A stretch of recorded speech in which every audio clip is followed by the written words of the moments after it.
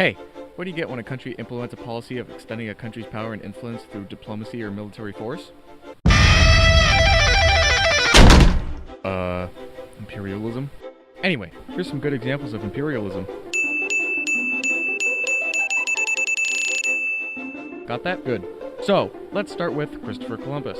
It's pretty well established that in 1492 he set sail to India, which he actually ended up in America, then called the New World, and said, "You are an Indian." Obviously not Indian Native Americans. After he returned in 1493, both Spain and Portugal really wanted to colonize the New World, blah blah blah. All that matters is that the Columbian Exchange really made a lot of people's lives hell, but those countries made some sweet money. Here comes the money!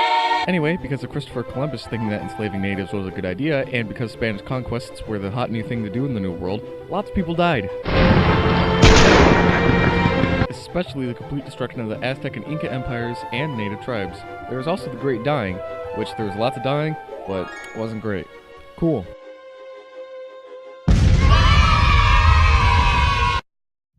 What does the future of imperialism look like? No man truly knows. Except me. While many countries like the United States still have 800 military bases in so many countries alone, there are other examples of imperialism, because I don't feel like talking about the US. Terrorist groups like those of Al-Qaeda, Al-Shabaab, Boko Haram, and ISIS use military power to gain control of territory not originally theirs. Sound familiar? While ISIS is much more infamous today, it has lost some of its control compared to a few years ago. This group, mainly controlling parts of Iraq and Syria, are infamous for being imperialistic, as well as doing acts of terror along that. I don't feel like going into more about that because that'd take more time to edit stuff, and editing stuff sucks, trust me. Anyway, groups of Al-Qaeda, Al-Shabaab, and Boko Haram are similar in how they gain territory. Nowadays, nobody cares about Al-Qaeda since the group's pretty much dead since Osama bin Laden was assassinated in 2011, but they're still around.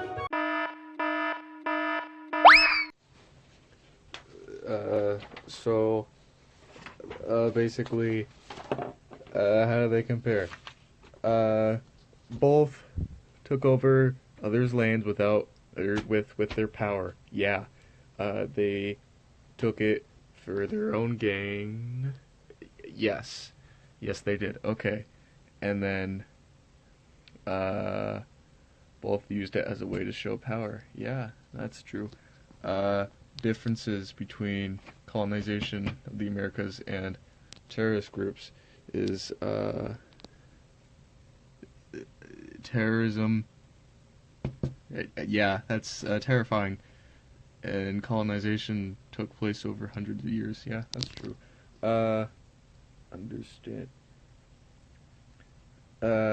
Understanding that would help. I don't know. I'll get to it. Proposed solution. For the first solution, it's imperialism. Countries do that. I don't know. You could tell them to stop. That's one way. You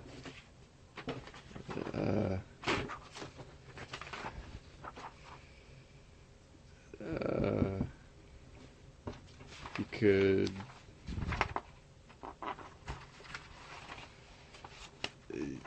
Yeah, you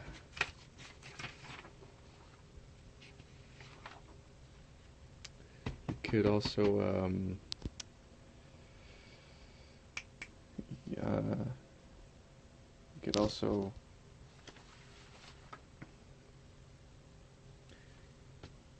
you could also fight fire with fire, and then if there's a place being imperialistic, then you be imperialistic and they take over them. Right? Yeah, sure. Okay, good. I did great on this. Perfect.